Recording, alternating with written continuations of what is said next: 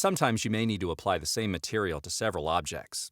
This process can turn into a nightmare if you have to apply it onto many objects one by one. Fortunately, the app offers a handy solution for this. Here's what you can do. 1. Open 3D View, Inspector, Objects Material tab, and the App Library, Project Tree tab. 2. Select the necessary items in 3D View using the Multi-Select or simply select them in the project tree. 3. All materials of the selected items will be shown in the Object Material tab of Inspector. Use Multi-Select or the Context menu. Select Identical option to select the necessary items. 4. Open the Objects Material tab of the library. Then drag and drop the material you like to the selected items in the Object Materials tab of the Inspector.